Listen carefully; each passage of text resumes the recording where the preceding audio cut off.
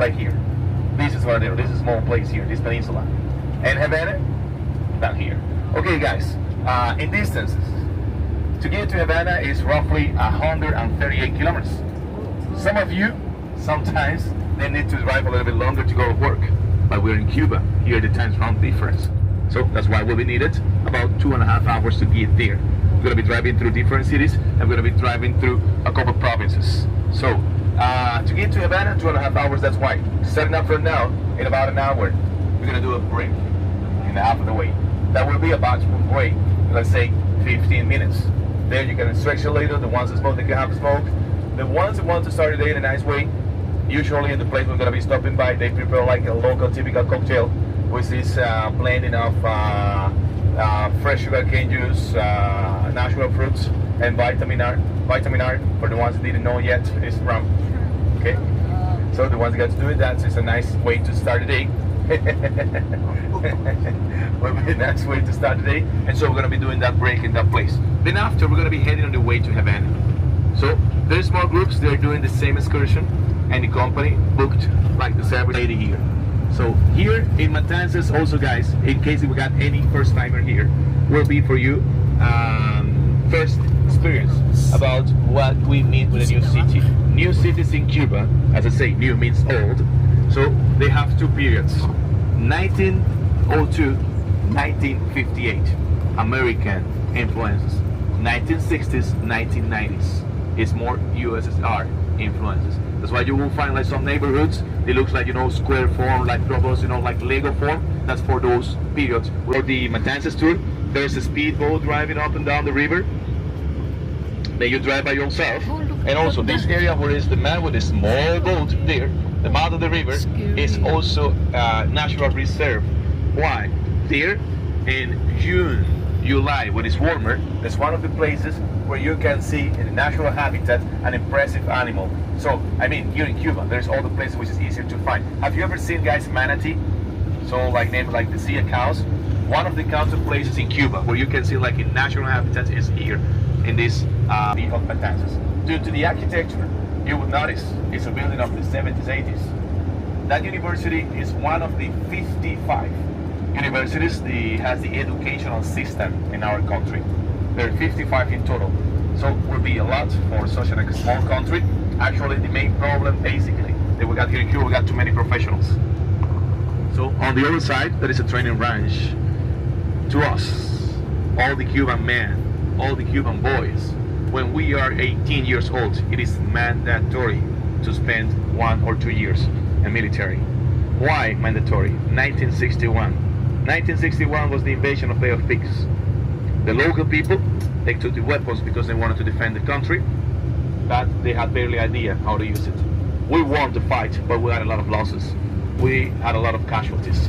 And that's why the government decides to put mandatory for all the Cuban men, for all the Cuban boys, 18 years old, 1 or 2 years. Why 1 or 2 years? There's the thing. For us, it's mandatory to go to school till 12th grade, bachelor. Let's say you're good with the 12th grade, and you say, I gotta start work. Okay, then you must 2 years of military service, and then work.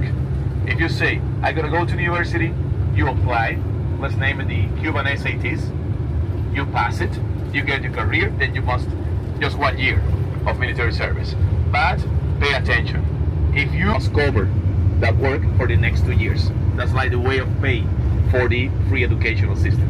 Let's say you did, let's put an example, you did IT, for example, and they need teachers.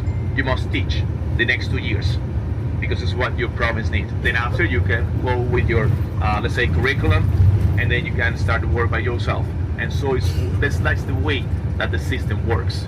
So about the buildings, those are the highest buildings you will find here in Matanzas, which is just 13 floors each, and they were donated by the former Yugoslavian president Tito. That's why the beach here is named Yugoslavia. Interesting fact also to talk about the properties here in Cuba. Usually, guys, in other countries, once you go your way, once you finish your school, once you go independent, once you go to work, you rent an apartment, you rent a place.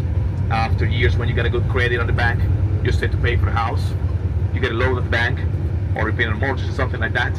It doesn't exist in Cuba. all the apartments, all the houses, they're properties owned by the local people. How does that work? If you want to buy a house, it's not like you, we don't get any credit at the bank. To buy a house here in Cuba, you need to save the whole amount of the worth of the house, cash. To us, like to you guys, cash is king. Okay? That makes it a little bit more complicated, let's say for the new families, to find a place to live, because you need to buy. And it's not always cheap, especially in the cities, it's more expensive. Okay?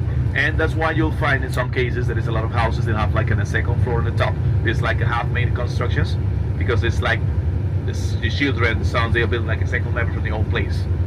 And important to know, up to 712 meters. If you look in the old, informations, you will find from 600 to 712. I didn't dive myself, but I've seen all the reviews. So that's the second deepest in the country, and has suffered also piracy, because we were in the middle, like in the Caribbean. We got the unpleasant visit of the pirate. He came from Holland, that small guy here, that one. The name was Piet Hein. Piet Hein was a Dutch pirate, and he was chasing a fleet of 3 galleons full of silver. And he chasing here in the bay. They have no way out, and in the fight, one of the 3 galleons that was sank in the bay by the pirate ship. The other 2, they were shipped on the way back to Holland, and Piet Hein became a national hero in Holland. So come on, you come back my home with 2 galleons full of silver. Second Cuban national sport, hitchhiking. Hitchhiking in Cuba is quite common.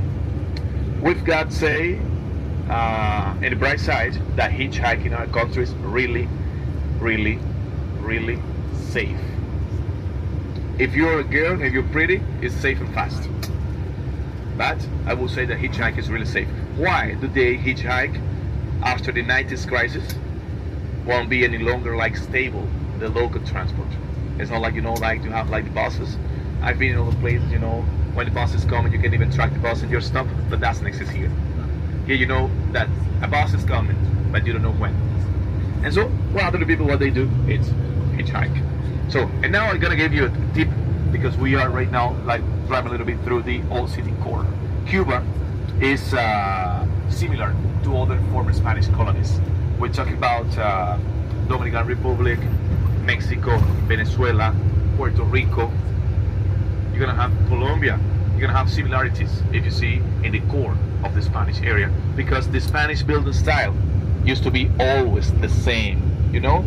A main square, a church, the governor's building, the house of the richest families, and like hidden in the corner, a market. But then after it became popular, every like city center or city downtown, it started to be like growing the city, expanding the city. And in Cuba we haven't any catastrophe till the 19th centuries. What do I mean with catastrophe, guys? Is what rules where to build, how to build, dimensions of the houses, the space between the houses, the squares, how will be planned. We haven't any till 19th centuries. How used to be the way to get a property in Cuba till 19th centuries? Simple. You've got to find just a free place to build, and the governor of the city, and you should shout in front of him 3 times, that's mine, maybe. The whole day of the nature. This is the Yumuri Valley. Yumuri Valley is known as the Valley of the 1,000 Cuban Royal Palace. And if you look on your right, on your left, remember the sleeping lady? That's the sleeping lady of Matanzas. Yumuri Valley is the beautiful, the most natural resource of Matanzas City. And also the name of this bridge is Bacunayagua. It's the highest bridge in the country. Oh, this is the bridge? This is the highest bridge in the country. It has 112 meters and 300 meters. It was built by the planning of the Italian American mob, Cosa Nostra. It was on the way back.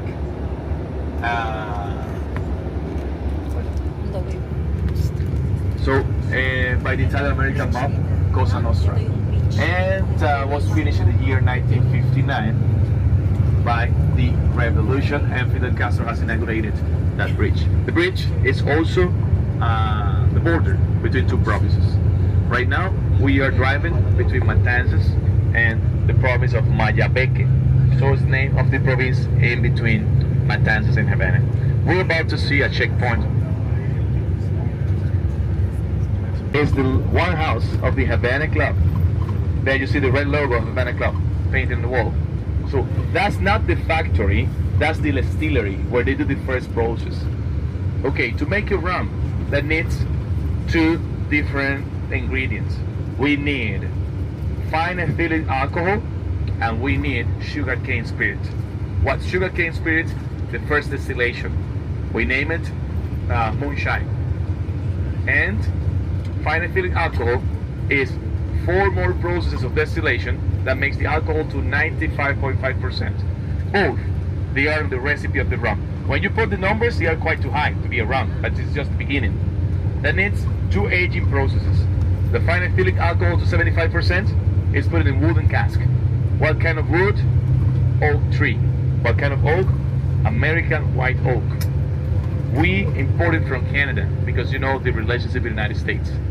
So the brand new ones is for the sugarcane spirit, and the used ones they were used for whiskey, for example. Cuba. Really old tech. We're talking about the 70s. This one is a small one, it's 250 megawatts, but for you guys will be a little bit difficult because you know it's like trying to travel back into the history.